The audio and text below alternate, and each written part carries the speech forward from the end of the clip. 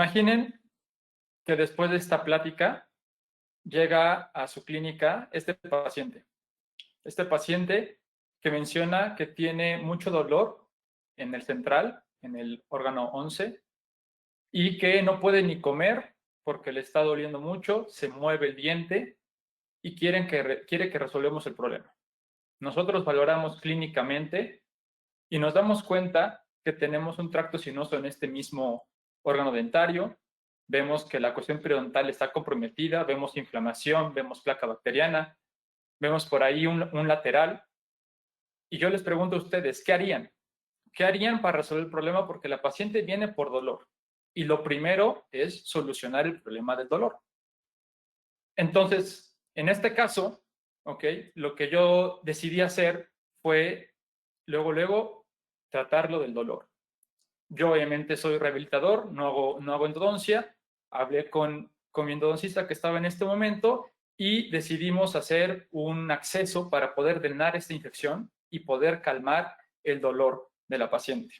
Sin embargo, cuando lo estábamos checando, la movilidad que tenía este central era demasiada porque obviamente esta corona está fracturada. Mi endodoncista me dice que cuando coloque la grapa va a haber riesgo de que esta corona se termine fracturando.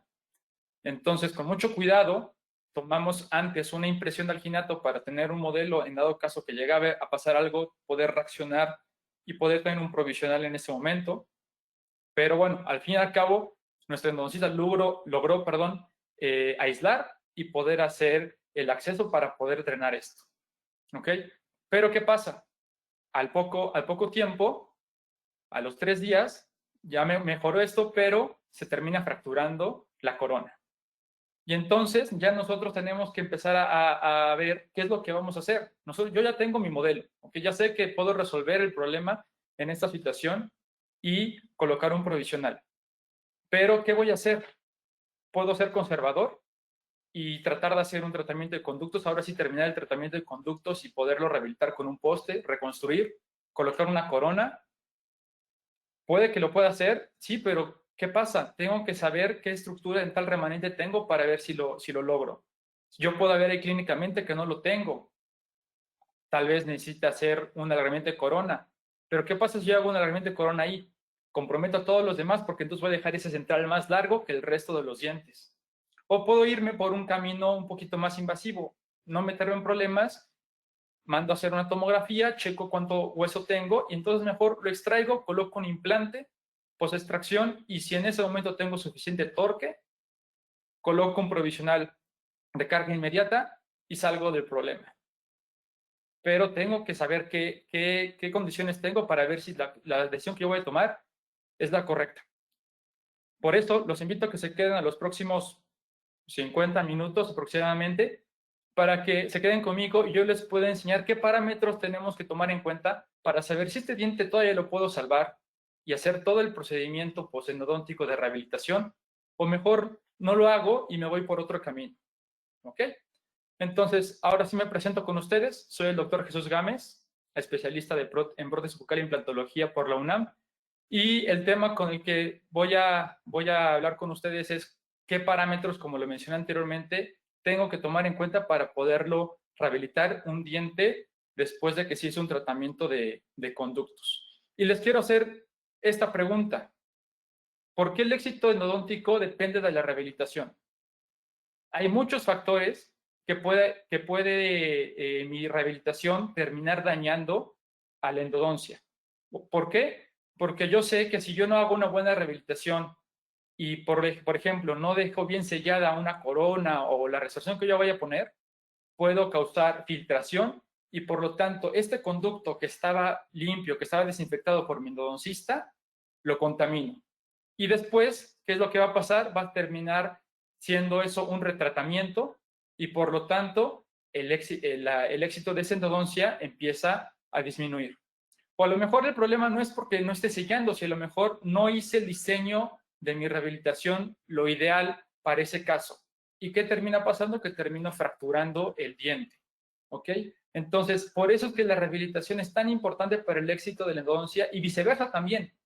¿Por qué? Porque yo también puedo hacer una corona perfecta, una rehabilitación muy bonita, Pero si el tratamiento de conductos que se hizo en ese diente previo a mi rehabilitación no se hizo una buena condensación, no hubo una buena obturación, no se hizo una buena desinfección, mi restauración también se va a ver afectada por un tratamiento endodóntico que no fue correcto. Entonces, estas dos especialidades siempre van a estar de la mano. Una depende de la otra. Ahora, enfocándonos en cómo mi rehabilitación o cómo mi restauración va a dañar al tratamiento de conductos, tengo que saber esto que es muy importante y que yo muchas veces descuido. El 40% de los fracasos endodónticos va a ser por una cuestión protésica, y eso es un estudio del 2018 en el cual checaron todos los fracasos que se pueden tener en un tratamiento por conductos, y resultó que el 40% era por la prótesis.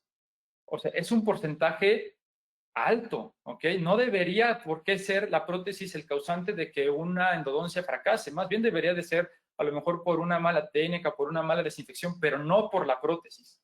Entonces, esto nos tiene que hacer mucho ruido para ponerle mucha atención a cómo tengo que hacer esta rehabilitación para que entonces yo no le cause un problema al tratamiento de conductos. ¿Y saben desde dónde ya empezamos con bajándole el éxito a la endodoncia por una cuestión protésica? Desde el momento que abordamos a este diente que vamos a tratar. ¿Y a qué me refiero? A que cuántas veces no nos hemos enterado, hemos visto que el endodoncista hace su aislamiento perfecto para hacer su tratamiento de conductos y el rehabilitador llega, quita el cávito, la restauración temporal, y empieza a desobturar o empieza a trabajar sin haber sellado la entrada de los conductos, sin aislamiento. Ya con eso ya empezamos a comprometer la endodoncia, porque el endodoncista cuidó perfectamente todo eso, y nosotros simplemente con no hacer un aislamiento absoluto ya estamos provocando o bajándole el éxito a esta endodoncia. Entonces, doctores, más ahora en esta época con toda esta cuestión del coronavirus, tenemos que trabajar con aislamiento absoluto. Es más, yo ni siquiera tendría que ahorita estarles recordando que lo tenemos que hacer. Eso ya lo tendremos que tener de cajón. Ya sabemos que eso tiene que ir forzosamente. Y ahorita por la situación que estamos viviendo, cada vez más tratamientos los deberíamos de hacer completamente todos con aislamiento, ¿ok? Porque sabemos que prácticamente podemos bajar el 60-70% de riesgo de una infección cruzada si nosotros utilizamos un aislamiento absoluto. Entonces ya desde ahí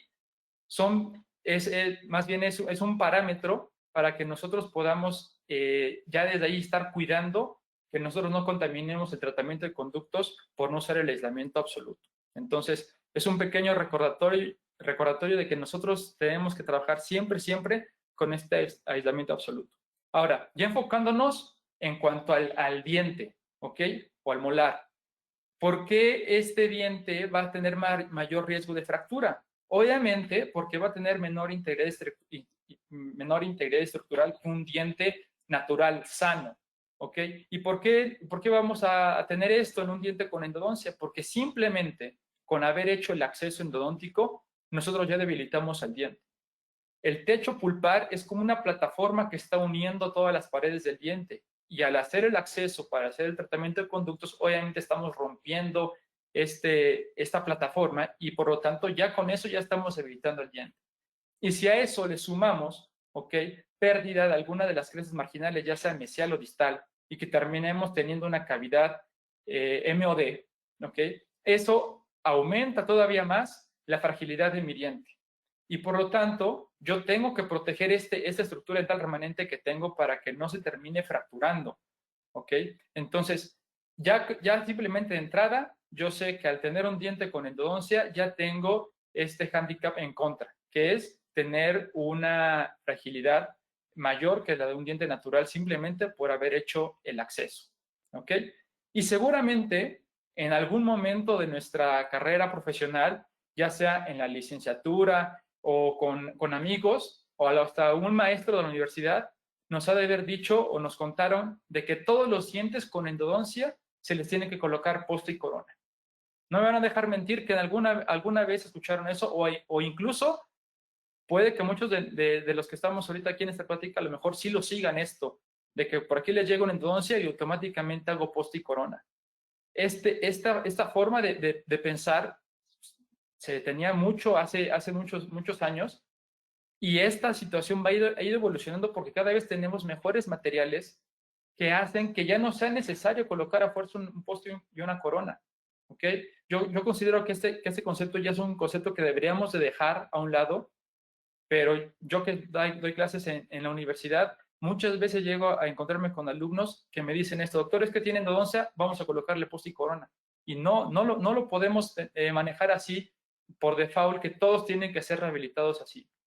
Y junto a esta leyenda urbana de colocar corona, poste y corona en todos los dientes, también seguramente alguna vez han escuchado que alguien les dijo: es que hay que ponerle un poste porque el poste refuerza el diente. Eso es una completa mentira, doctores, que el poste va a reforzar el diente. ¿Por qué? Porque para que yo pueda colocar un poste, tengo que preparar el conducto, es decir, lo tengo que hacer más ancho, aumentar el diámetro. Y automáticamente al hacer eso yo ya estoy debilitando más a mi diente.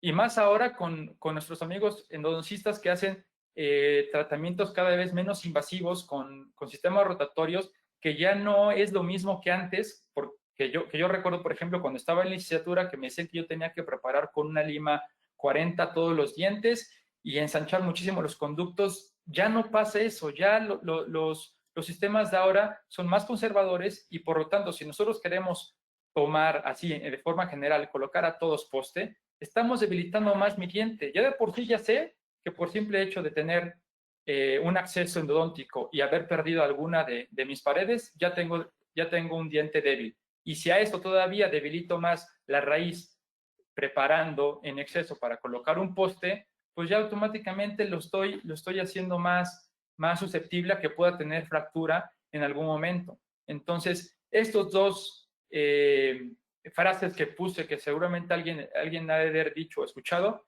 quiero que por favor lo quiten de su mente, que no sea receta de cocina, y mejor evaluar qué condiciones tengo en cada diente y en cada caso, para que entonces a cada uno yo le pueda dar un tratamiento diferente y que sea el mejor para cada caso.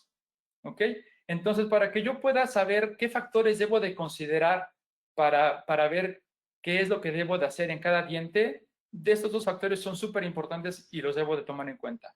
Obviamente, como he estado mencionándolo, la estructura dental remanente. Tengo que cuidarla, tengo que saber cuánto yo tengo y cuidar eso que yo tengo para que sobre eso yo pueda restaurar, ya sea con algo directo o indirecto, y por lo tanto pueda tener mayor soporte y esta fragilidad que yo tenía antes la quite y ahora sea un diente con una estructura buena de soporte para que pueda soportar las fuerzas de masticación. Y por otro lado tengo la localización. ¿A qué me refiero con esto? A que si va a ser un diente anterior o posterior, porque los parámetros y los criterios no van a ser los mismos para un anterior que para un posterior. ¿Por qué? Porque obviamente cuando yo estoy hablando del sector anterior, estoy hablando de la parte estética. Entonces, al hablar de la parte estética en la parte anterior, tengo que cuidar otros conceptos, como cuáles, como los que mencioné al principio en la foto, en las cuales les mencioné que si yo quiero hacer un alargamiento corona en un central para poder tener mayor estructura dental remanente, tengo que comprometerle a todos para que también se hagan alargamientos de corona. ¿Por qué? Porque los tengo que dejar al mismo nivel, porque estéticamente se ve. Claro, si fuera un paciente con sonrisa baja, obviamente ese punto a lo mejor no lo tomo tanto en cuenta. Pero si tengo un paciente de sonrisa media o alta, es un gran problema que yo me voy a meter por salvar un diente. Estéticamente voy a comprometerlo todo. Además, que también las fuerzas de oclusión son diferentes, ¿ok? En los anteriores tengo fuerzas oblicuas que son muy dañinas para mi diente y para mi restauración, y que pueden provocar tanto fractura de la misma restauración como fractura de la raíz, cosa que en los molares no lo tengo, porque la fuerza en los molares es vertical, ¿ok? Es longitudinal al eje axial del diente, y por lo tanto esto nos ayuda mucho más a tener un soporte más grande que en los dientes anteriores. Entonces, por la localización, ¿ok? Los anteriores, digamos que nos comprometen un poquito más por la dirección de fuerzas que tengo ahí. Y en cuanto a la estructura dental remanente, me regreso a este punto. ¿Qué es lo que yo debo de saber y conocer? El famosísimo efecto férula. ¿Cuántas veces hemos escuchado el efecto férula o efecto Ferrul, como muchos le dicen? El cual yo lo tengo que conservar. ¿Cuánto yo sé que debo tener de efecto férula? Todos lo sabemos que son 2 milímetros de una banda o anillo que va a rodear a todo el diente, Y aparte de tener estos 2 milímetros como mínimo, también tener un milímetro de grosor. De nada sirve que yo tenga 2 milímetros de alto de este cinturón si tengo una oblea de diente, eso se va a romper, ¿ok? Entonces, como yo le digo a muchos de mis alumnos, no porque la teoría me dice que debo tener 2 milímetros de efecto ferular, yo deba de buscar solo 2. Si yo puedo conseguirle 2.5, 3, muchísimo mejor, ¿ok? Nunca nos quedemos siempre con lo mínimo que me piden, siempre tratar de tener más. Ahora, si las condiciones anatómicas no me lo permiten bajar más, ya sea porque tengo una raíz pequeña o porque a lo mejor es un molar y involucro a la furca, bueno, no lo hago, me quedo con estos 2 que necesito. Pero es lo mínimo que yo necesito para poder rehabilitar y decidir que sí puedo irme por la fase protésica para salvar este diente. Y si yo esta estructura dental remanente mínima no la consigo, no importa, no pasa nada. Hay que mejor ver otras alternativas, que lo ideal sería mejor extraer y a lo mejor colocar un implante o hacer una prótesis fija, no sé, ya me estoy yendo a otro tema. Pero sí tengo que cuidar esto y no confiarme de que no pasa nada, tengo 1 milímetro ya con eso. No, porque los estudios lo avalan, te dicen que son 2 milímetros. 2 milímetros es lo que necesito. Y vean cómo en este artículo, publicado en 2018 por Naumann, desde el título nos está diciendo, ya desde el título te está diciendo qué es lo importante para que tú sepas cuánta estructura dental remanente tienes y qué hacer. Te dice, el efecto férula va primero, el poste va después, ¿ok? Entonces, yo no puedo empezar a decir, tengo endodoncia, va mi poste y mi corona, sin antes no haber checado que yo necesito tener este efecto férula, este anillo de 2 milímetros, y está comprobado, no nada más en este artículo, sino en muchos artículos, que teniendo los 2 milímetros voy a tener un mayor éxito a largo plazo, ¿ok? Y vean ahí en la significancia de este artículo al final, qué es lo que dice en este último enunciado. Los estudios confirman que no hay diferencias entre colocar y no colocar un poste para después colocar una restauración indirecta. Es decir, que va a dar igual que lo ponga que no lo ponga. Y si yo sé que un poste me debilita el diente, pues ¿para qué lo pongo, doctores? Mejor no lo pongo y entonces empiezo a ver qué es lo que voy a hacer para poder rehabilitar. ¿Ok? Y en este mismo artículo, ¿qué es lo que te dicen? Ok, sí necesitamos el efecto férula, pero hay veces que este efecto férula, que es mi anillo de 2 milímetros, hay veces que no lo puedo tener al 100%, a los 360 grados. Hay veces que no lo puedo tener. ¿Qué es lo que también te dice? Que bueno, ok, si no puedes tener el 100%, te da chance o la libertad de poder perder 25, es decir, que te quedes con un 75% de este anillo y que en alguna zona a lo mejor no la tengas. ¿En dónde te dicen que trates de evitarlo, esta pérdida? En palatino. En palatino sí es muy importante conservar este efecto férula con los 2 milímetros, ¿ok? Porque está comprobado, que ahorita más adelante lo vamos a ver, que si no tenemos esta pared de mi efecto férula por palatino, el riesgo a fractura empieza a aumentar, ¿sale? Entonces, ya poco a poco vamos armando un poquito este rompecabezas de qué es lo que tenemos que ir requiriendo o qué es lo que tenemos que ir teniendo en cuenta para que entonces yo vea que sí puedo rehabilitar a este diente. ¿Ok? Y este estudio, ¿ok? Que refuerza un poquito el anterior, que este es del 2019, de hace un año, ¿ok? ¿Qué es lo que hicieron? Probaron diferentes tipos de efecto férula. El grupo A, que es el grupo control, que prácticamente no se hizo nada, y obviamente fue el que mejor resultados tuvo, pero ya en el grupo B, como vemos en la imagen, que tiene aquí el efecto férula completo, al 100%, cuando hicieron las pruebas de carga, de los que tienen efecto férula, fue el que mejor se comportó. Y vean en el grupo C, D, E y F, ¿qué es lo que querían saber ahí? ¿Qué pasa si yo no tengo el efecto férula en palatino, pero lo sustituyo aumentando, en lugar de que sea 1 milímetro, que sean 2, que sean 3, que sean 4? Terminaron concluyendo que aunque yo aumente la altura de esta pared de mi efecto férula, nunca va a compensar al efecto férula que no tengo en palatino. ¿Ok? Entonces, de nada me va a servir que yo tenga una pared de hasta 4 milímetros si yo en palatino no tengo por lo menos estos milímetros que me está pidiendo la literatura. ¿Ok? Entonces, ya desde aquí tengo que ir viendo, ¿lo puedo conseguir? ¿No lo puedo conseguir? Mejor me voy por extracción. ¿Lo puedo conseguir? Ok, hago alargamientos, hago extrusión forzada, veo cómo le hago para poder tener esto. Y así yo puedo estar tranquilo de que si yo hago una buena restauración, y obviamente con la oclusión ideal, puede tener una restauración que va a tener un tiempo de vida muchísimo más largo. ¿Ok? Entonces, les hago ahora esa pregunta. Ya sé que necesito tener mi efecto férula, ya sé que necesito 2 milímetros, ya sé que menos del 25% de efecto férula no me sirve, que empiezo a comprometer, pero ahora, ¿coloco poste o no coloco poste? Ya voy viendo que si yo coloco poste, automáticamente ya sé que voy a desgastar o voy a comprometer un poquito más la estructura dental remanente. Pero hay veces que lo tengo que hacer. Entonces vamos a ver este concepto o esta definición para que nos empecemos a dar una idea si sí vamos a necesitar un poste o no. En el glosario de términos prostodónticos, que la Academia de Prótesis normalmente siempre está actualizando, y la última actualización fue en el 2017, ¿ok? Se juntan varios especialistas en prótesis y sacan sus conclusiones, sus definiciones para que todos tengamos estas definiciones. ¿Y qué es lo que nos dice? Un poste intraradicular va a ser un poste ya sea de metal o de fibra de vidrio, que yo sinceramente no sé por qué todavía siguen poniendo postes de metal cuando ya no se deberían de usar, pero nos lo seguimos encontrando y es un hecho, es una realidad. Pero bueno, esa es la definición. Un poste de metal o fibra de vidrio que se ajusta en el conducto radicular, se ajusta, es decir, tengo que preparar el conducto, ampliarlo, preparado en un diente natural, cuando se combina con un muñón, es decir, cuando este poste lo acompaño con una reconstrucción de resina, va a proveer de retención y resistencia a una corona. Esto último me está diciendo para qué yo coloco un poste. ¿Qué es lo que me va a dar un poste? Retención y resistencia a una corona. En la definición nunca viene que refuerce el diente. ¿Ok? Entonces, si yo ya sé que desde la definición me está diciendo que el poste va a proveer de retención y resistencia a una corona, ¿qué quiere decir? Que si yo no voy a colocar una corona, ¿para qué le coloco el poste? ¿Ok? Si yo voy a colocar, por ejemplo, una onlay y una overlay, ¿para qué le coloco poste? No lo necesito porque la definición me está diciendo que es para corona.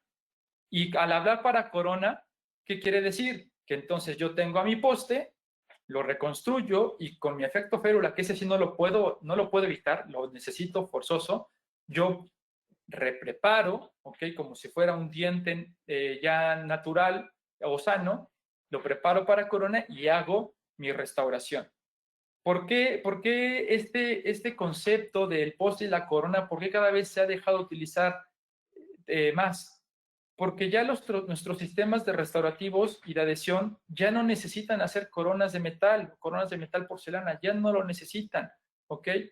¿Por qué? Porque ya tenemos otro tipo de sistemas que ya no nos obliga a tener esas estructuras. Ahora, si voy a colocar un poste, como les mencioné, es importante saber si va a ser en anteriores o posteriores. Y en este artículo que se hace muy interesante, igual del 2019 por Atlas y colaboradores, ellos te dicen, a ver, vamos a englobar a nuestros dientes en incisivos y premolares de un lado y a los molares completamente de otros. ¿Por qué los separan?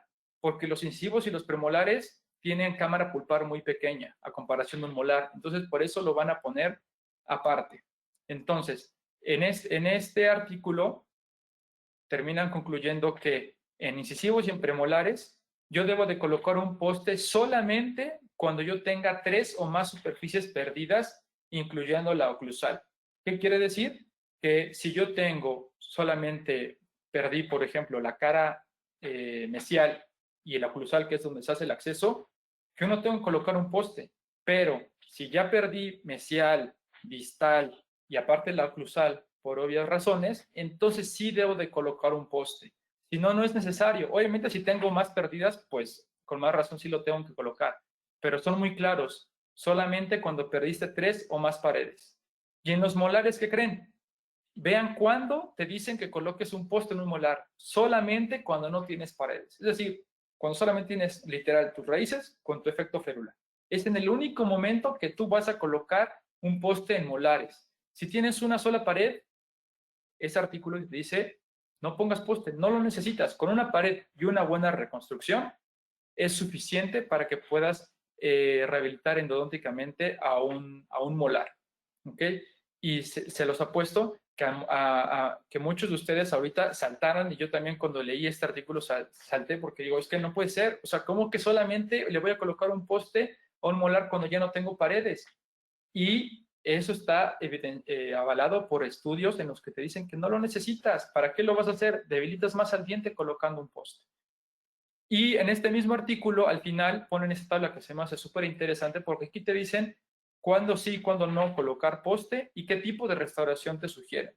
Englobé en color rojo los puntos que creo fundamentales para que no lo tengamos en cuenta y que van muy de la mano con los que le acabo de presentar. Premolares incisivos. ¿Cuándo coloco un poste? Solamente cuando yo perdí 3 paredes, incluyendo la oclusal. Por eso ahí dice que dos crestas, inicial y distal, y obviamente la oclusal. Pongo poste y aparte, ¿qué te dice como restauración? Necesito efecto férula y tengo que poner corona. ¿Ok? Aquí no hay de que inlay, onlay, no. En incisivos y premolares va corona. Obviamente en incisivos no puedo poner una inlay, pero aquí podríamos pensarlo que algo parcial sería una carilla, pero aquí no está indicado en la carilla. Aquí es poste, efecto férula y corona. ¿Qué pasa con los molares? Vean ahí como dice hasta abajo. Solamente cuando no tengo paredes, entonces sí necesito mi efecto férula y necesito corona. Si no, si tengo 1 o 2 o 3 paredes, ¿qué es lo que te dicen? No necesitas postes, solamente necesitas cubrir tus cúspides.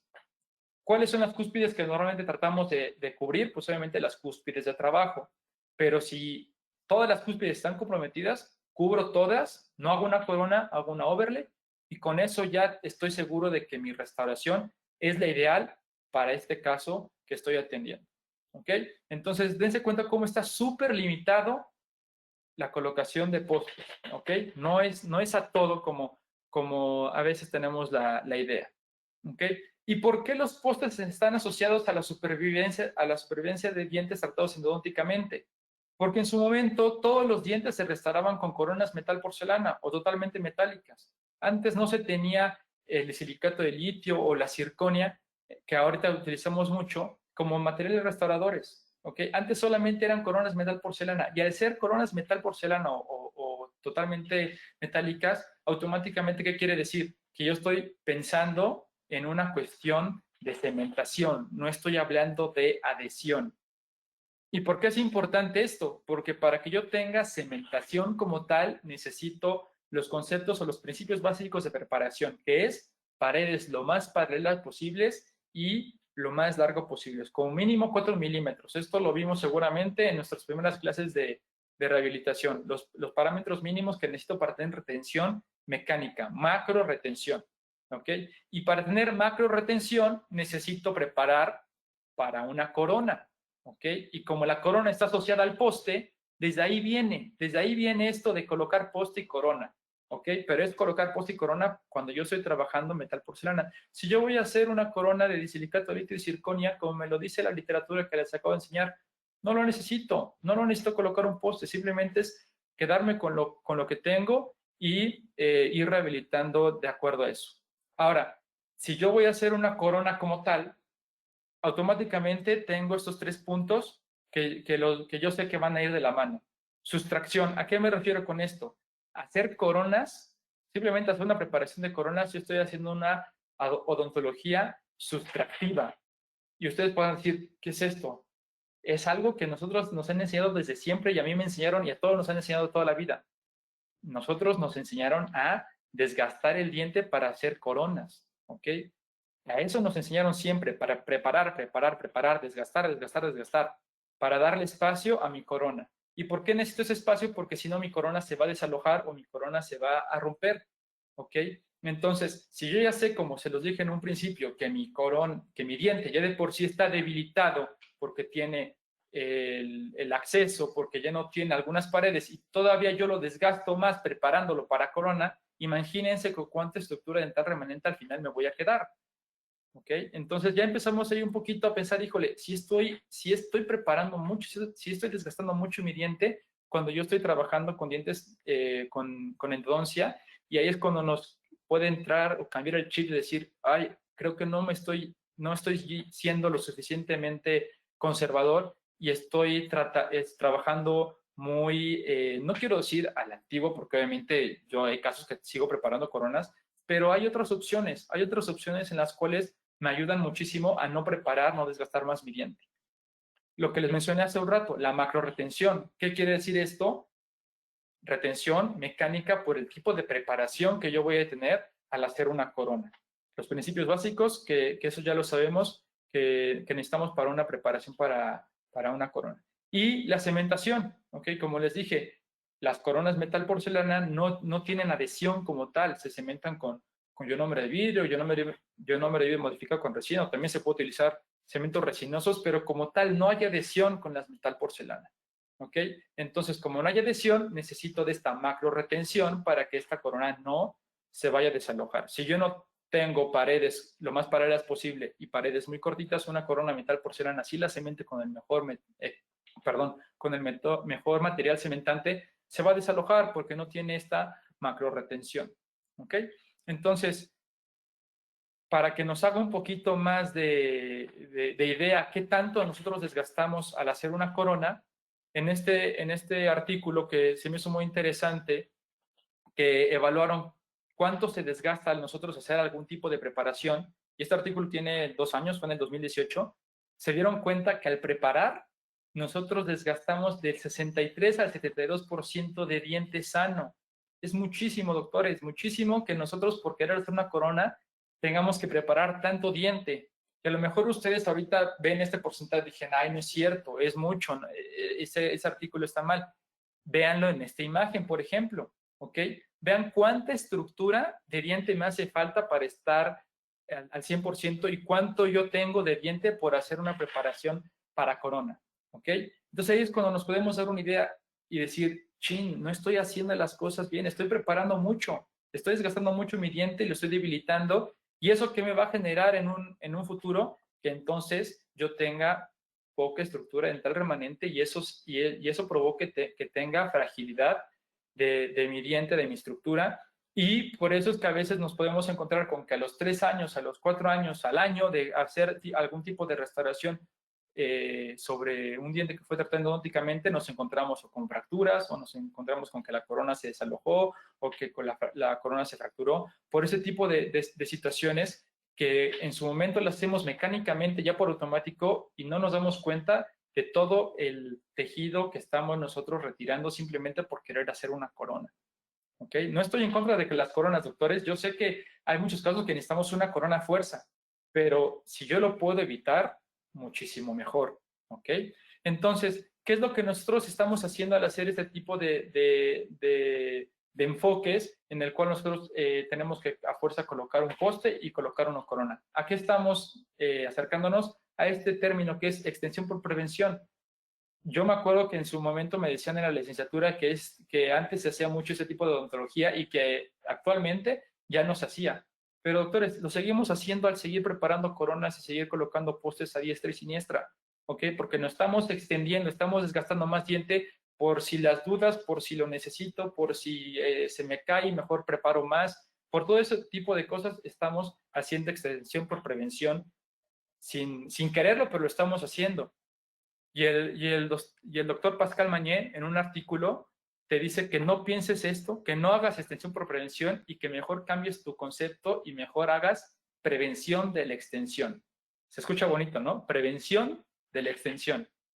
¿Y qué significa esto?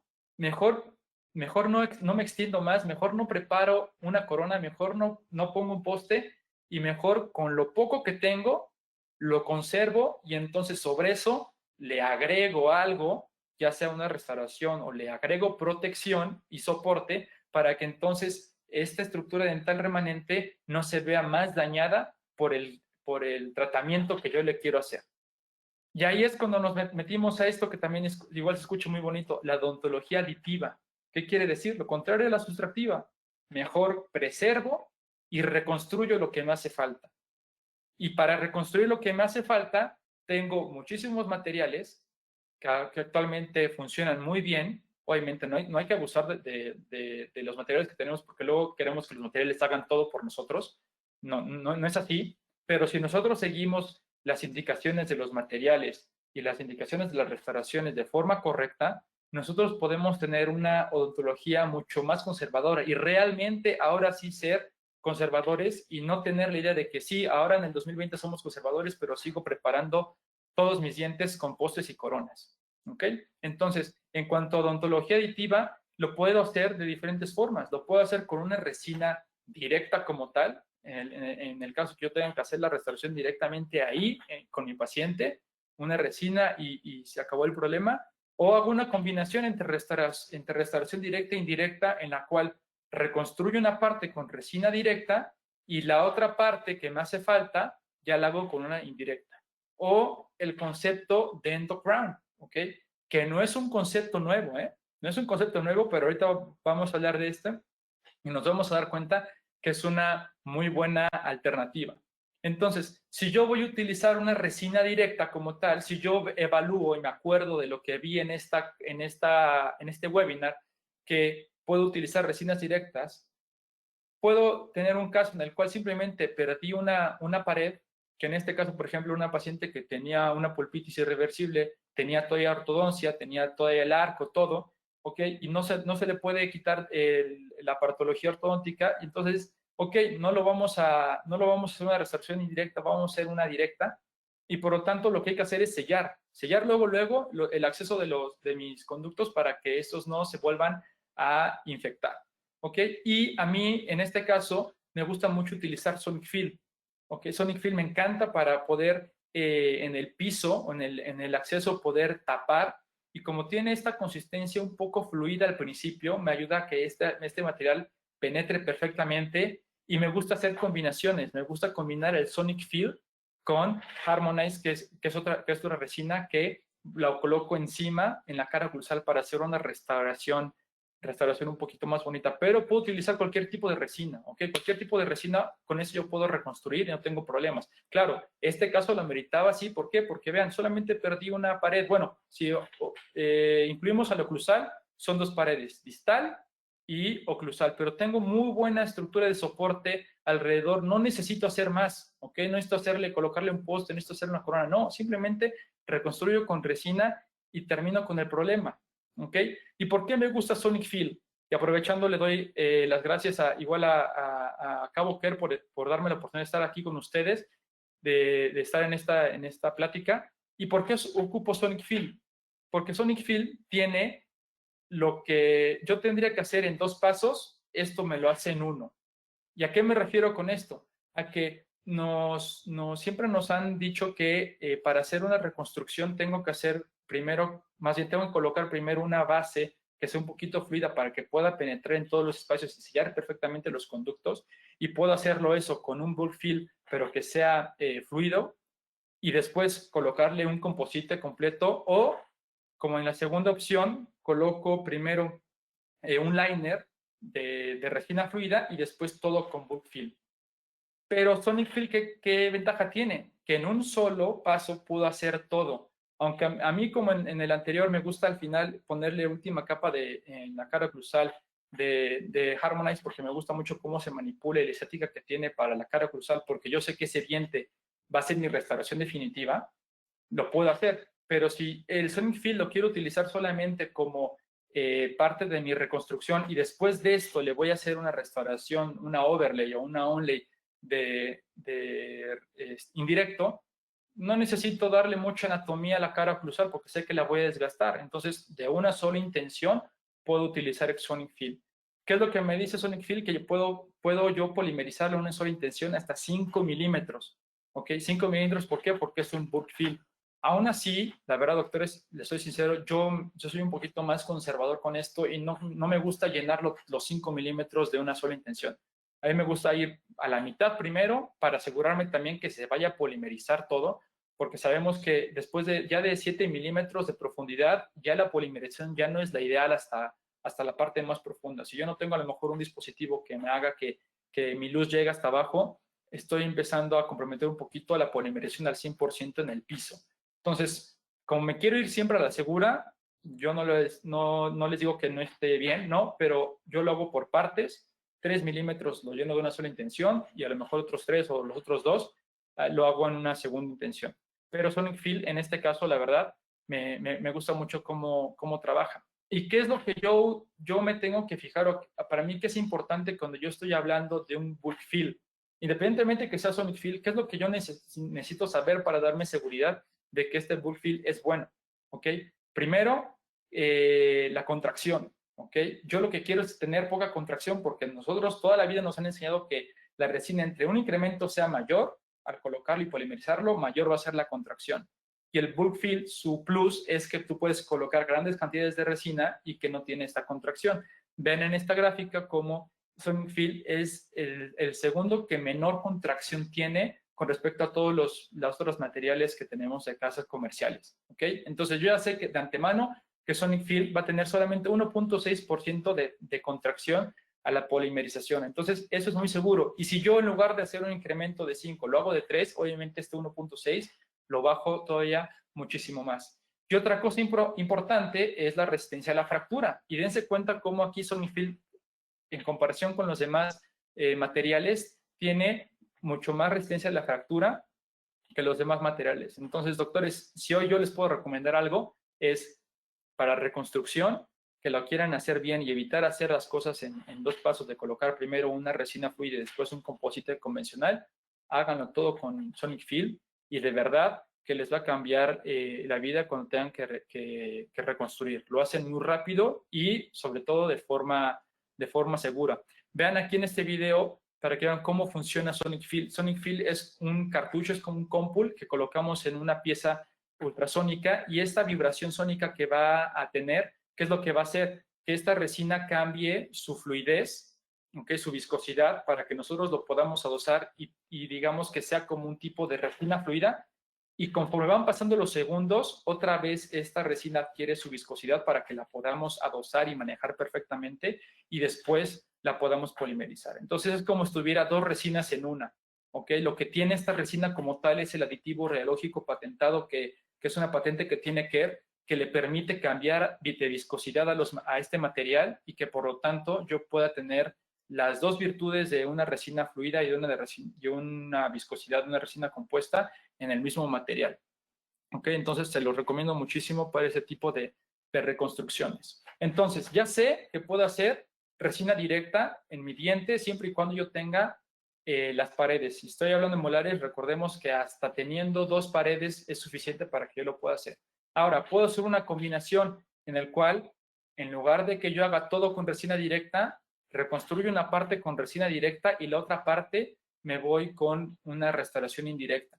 Entonces, por ejemplo, en un caso así que tengo una cavidad, ¿ok? Coloco mi banda matriz para poder reconstruir el punto de contacto, ¿ok?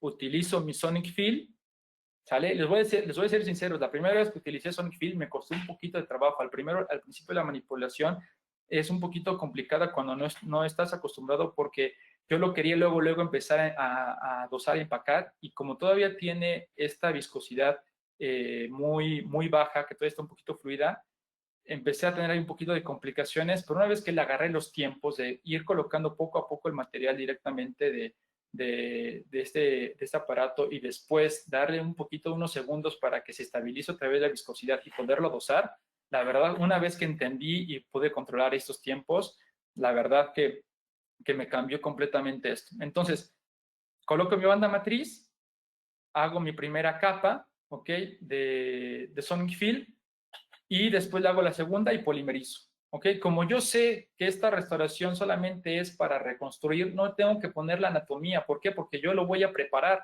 Sobre esto voy a colocar una restauración indirecta. Y no voy a hacer una corona, obviamente. ¿Qué es lo que voy a tratar de hacer? Voy a cuidar eso que tengo y solamente voy a desgastar un poco de mi diente para darle espacio al material. ¿Cuánto voy a desgastar? Pues obviamente depende del material que yo voy a colocar. Si voy a colocar circonio, silicato de litio, lo que sea, tengo que saber las características o las especificaciones de esos materiales para que yo sepa cuánto grosor.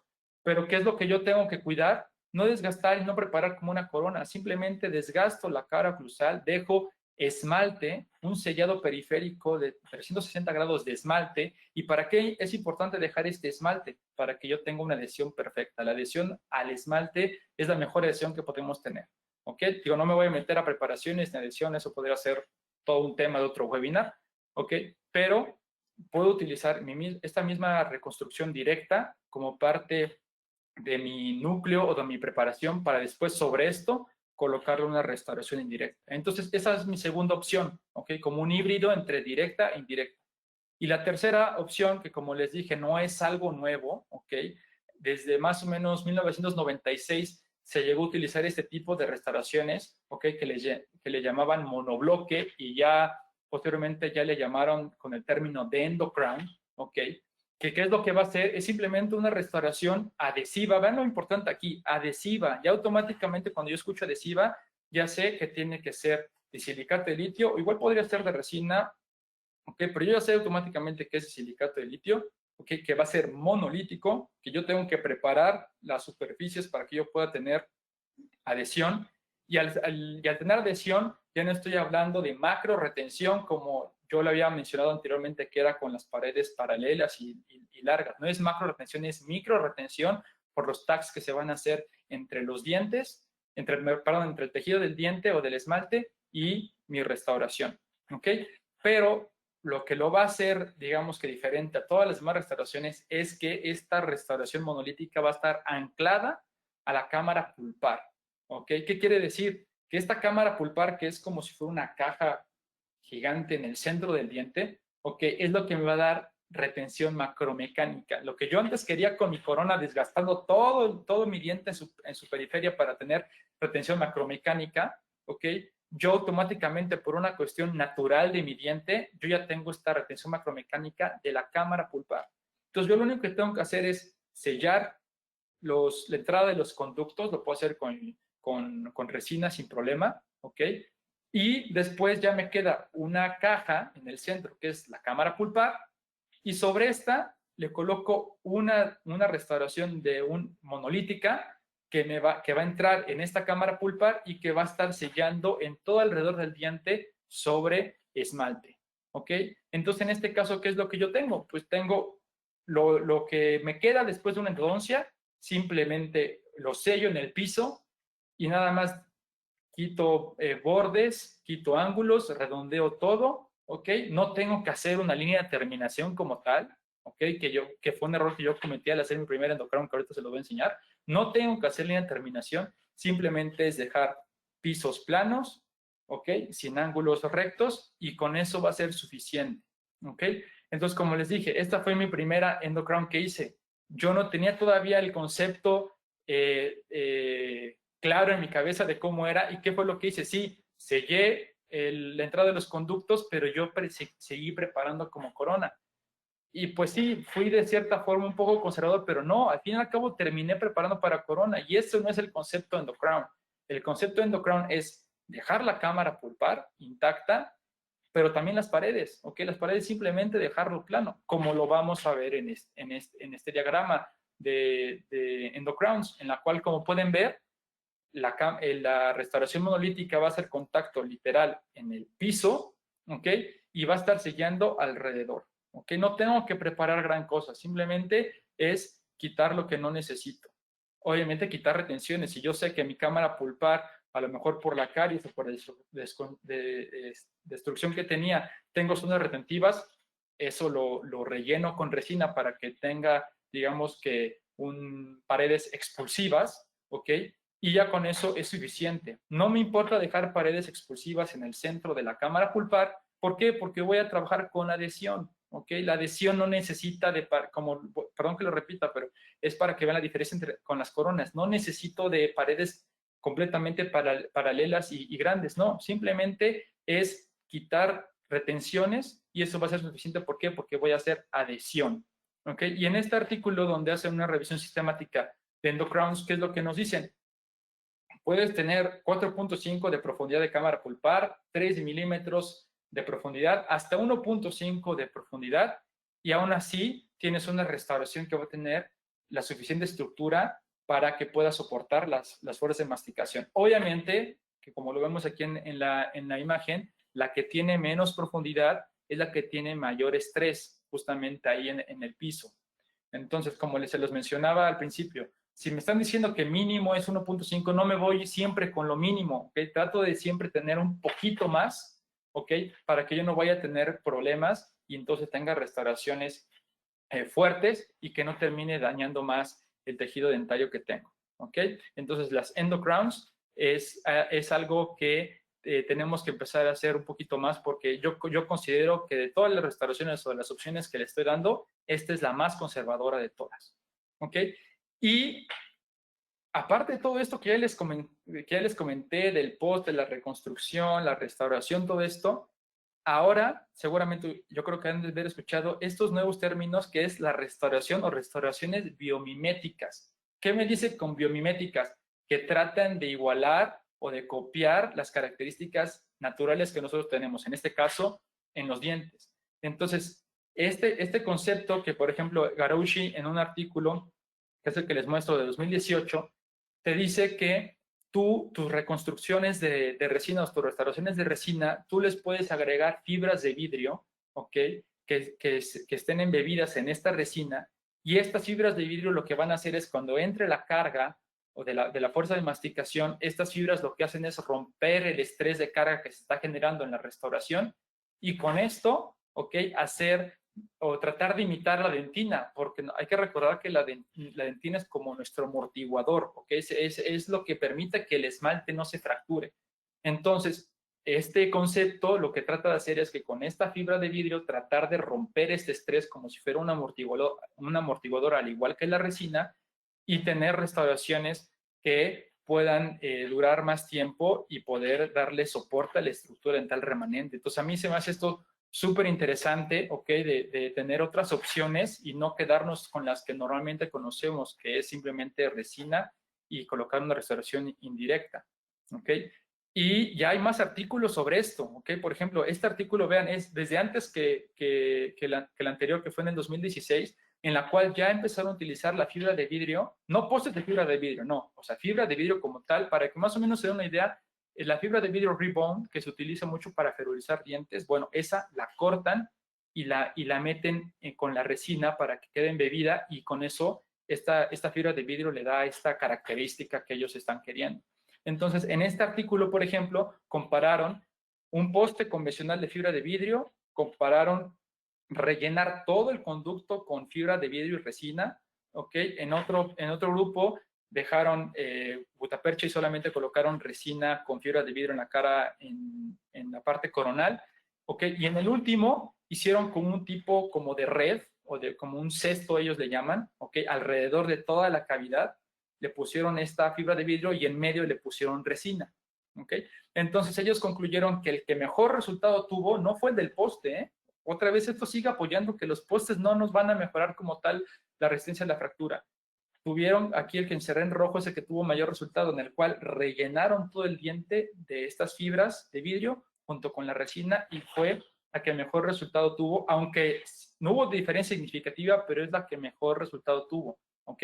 ¿Y qué es lo que sugieren al final? Que hay que hacer más investigación sobre esto. Ya se dieron cuenta que sí funciona, que está prácticamente al mismo nivel que si nosotros estuviéramos colocando un poste, ¿ok? Entonces, esto pues obviamente nos empieza a decir, ¿saben qué? Hay otra alternativa, o que podemos irnos por otro camino y aún así tener éxito. Y ven este artículo, por ejemplo, ¿ok? Que lo que hicieron fue hacer lo mismo, ¿ok? Colocar igual postes, pero ya aquí le colocaron dos postes, uno que fuera, en un caso, que fuera fibra de vidrio, y otro poste completamente de esta fibra embebida en resina, ¿ok? Y donde tuvieron la mayor fractura catastrófica fue en los que tenían poste convencional, ¿ok? Entonces, esto sigue reforzando todo esto que les vengo diciendo, ¿ok? Y estas técnicas de hacer restauraciones biomiméticas, les apuesto que en 1 o 2 años prácticamente todos vamos a estar haciendo este tipo de restauraciones. Y no quiere decir con esto, doctores, que ya nunca más hay que hacer postes y que los postes ya van de salida. No, porque todavía va a haber gente que todavía los va a seguir poniendo, y nosotros vamos a seguir recibiendo pacientes que tienen postes. Pero cada vez tenemos que ir desechando un poquito más esas opciones. Es tratar de evolucionar, ¿ok? La odontología, porque ya tenemos otros materiales que nos pueden sustituir esto y que nos pueden brindar mejor resultado, mayor éxito, y sobre todo cuidando más nuestro diente, no desgastándolo más de lo que de por sí ya va a estar. ¿Ok? Entonces, doctores, si de casualidad ustedes ese ratito se despistaron, se fueron y todo, pero llegaron ahorita en ese momento, este es el resumen de todo lo que les acabo de dar. ¿Ok? Si quieren, tómenle foto en lo que voy explicando, porque aquí en este cuadro lo que traté de hacer es tener el resumen de todo lo que tendrían que hacer o qué es lo que necesitan para cada tipo de diento de tratamiento. ¿Ok? Entonces los englobé en anteriores y posteriores. ¿Qué tratamiento quiero hacer o quisiera hacer y qué es lo que necesito? Entonces, por ejemplo, en los anteriores, si quiero hacer resina directa, ¿qué es lo que necesito? Necesito por lo menos tener 3 o 4 paredes. Es decir, si fue un diente, en este caso, un central, que de repente, yo no tengo idea a veces por qué los centrales tienen ese tipo de situaciones, empiezan con pulpitis irreversible, hay que hacer el acceso y solamente se hace o se rompe por palatino la cara, se hace el acceso y solamente tengo esto. ¿Para qué yo le hago poste? No, simplemente reconstruyo todo con resina. ¿Ok? Si yo tengo una clase 3 en una anterior, también solamente le pongo resina y no le hago más. Ya si pierdo más paredes, entonces ya tengo que irme por otro camino. Pero resina directa con 3 o 4 paredes es más que suficiente. ¿Ok? Restauración indirecta parcial. Aquí, en cuanto a los anteriores, no les puedo decir que es una inlay, pero aquí le podríamos poner como una carilla. Yo podría poner una carilla, sí podría poner una carilla en un diente con endodoncia en anteriores, siempre y cuando igual tenga 3 o 4 paredes. Si yo ya perdí mesial y distal, es decir, que tenga una clase 4 en distal y mesial, no, mejor no hago carilla porque la estoy comprometiendo y la voy a fracturar. Mejor ahí sí me voy por corona, ¿sí me explico? Entonces, cuando yo tengo, por ejemplo, clases 3, ¿ok? O clase 1 por palatino, puedo colocar resina, sí, y si quiero a lo mejor mejorar la estética porque a lo mejor el diente se oscureció por la endodoncia, igual y hasta le puedo colocar una carilla, checando, claro, siempre y cuando qué tan pigmentado haya quedado ese diente para ver si la carilla es suficiente para poder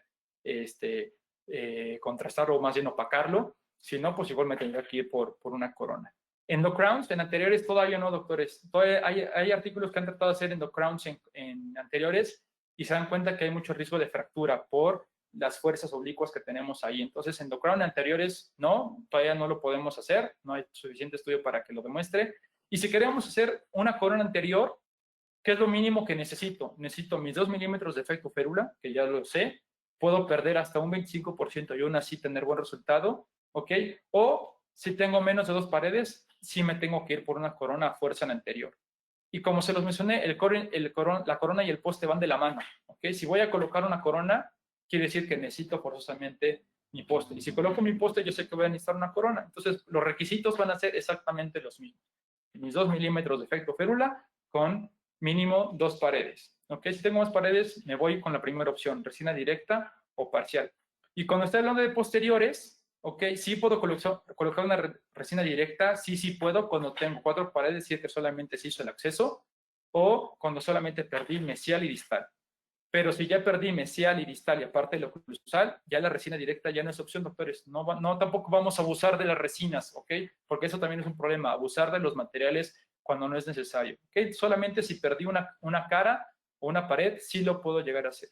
Restauración indirecta parcial, cuando combino reconstrucción de resina directa con una restauración indirecta, ¿cuándo lo hago? Cuando me quedé con 2 paredes o cuando me quedé con una. ¿Ok? Cuando tengo 2 paredes, a lo mejor que me quedé con vestibular y lingual, reconstruyo la M o D con resina y sobre esto repreparo como lo vimos en la imagen y encima le coloco un overlay y protejo las cúspides. O si una pared, por ejemplo, la vestibular estaba muy ancha y la palatina era la que estaba delgadita, bueno, cubro la palatina y la vestibular la dejo intacta. ¿Sale? Endocrown, prácticamente a todos los molares yo les puedo hacer endocrown. ¿Ok? Si yo lo quiero, lo puedo hacer. ¿Qué es lo mínimo que me piden para un endocrown? Que tenga por lo menos 1.5 de profundidad de la cámara pulpar. Con 1.5 de profundidad, yo tengo esta retención que me da la cámara pulpar como tal, y entonces puedo hacer una restauración monolítica, ¿ok? Y con esto poder tener un buen resultado y que tenga éxito esta restauración. Y corona y poste, vean ahí, ¿hasta dónde la dejamos? Hasta el último, solamente cuando no hay paredes. ¿Qué va de esto de que solamente colocar corona y poste cuando no hay paredes? A lo que antes teníamos como pensado que a todos los dientes con endodoncia había que hacerle poste y corona. ¿Ok, doctores? Entonces, espero que esta tablita les ayude mucho para que lo tengan ahí en el cajón y cuando de repente tengan dudas, mira, ¿qué es lo que decía aquí? Que si hago una corona necesito esto y esto, si hago una parcial necesito esto y esto les va a ayudar muchísimo para que lo tengan como acordeón, para cuando lo necesiten, lo puedan sacar y puedan tener ahí la información. Muy bien, doctores, ¿se acuerdan del caso que les enseñé al principio? Bueno, ya después de analizar todos los casos, todas las opciones, todos los escenarios que podría yo tener ahí, al final terminamos decidiendo por qué era mejor extraer, colocar un implante, ¿ok? Hacer ya la rehabilitación completa y al final tener este resultado con una rehabilitación en toda la parte anterior con restauraciones indirectas. En este caso fue así, ¿ok? Porque evaluamos todo y no valía la pena hacer el tratamiento de endodoncia y alargamientos y comprometíamos mucho más las restauraciones, ¿ok? Doctores, entonces, ¿qué es lo que les digo? No agarren receta de cocina para todos los casos. Cada caso es independiente, cada caso lo tengo que analizar para que al final pueda tomar la mejor decisión y nosotros nos podamos ir tranquilos a nuestras casas de que hicimos el mejor tratamiento para nuestros pacientes. Muy bien, doctores, pues esto es todo de mi parte. Estos son mis contactos. Si alguien gusta preguntarme algo o que le pase algún artículo, alguna información, aquí estoy a sus órdenes, tanto en las redes sociales como en mi correo, ¿ok? Y pues me daría muchísimo gusto tener un poquito de resiliencia en cuanto a esto de un feedback con comentarios de ustedes para que me dé cuenta qué tan bien les cayó esta plática, qué tanto aprendieron y bueno, pues pueda tener esta ayuda de ustedes. Y pues me despido, muchas gracias por su atención, saludos desde Puebla, ¿ok? Que es donde resido y trabajo, y bueno, estoy ahí a la orden de todos ustedes por su atención y por acompañarme aquí en esto, la verdad, muy contento de la invitación de Cabo que me hicieron para estar aquí con ustedes, y pues bueno, espero que ese tipo de webinars se puedan repetir en otras ocasiones para que podamos compartir más de otros temas, que ya más o menos ahorita vimos qué es lo que andan preguntando, y pues yo espero que podamos organizar alguno más adelante sobre esos temas.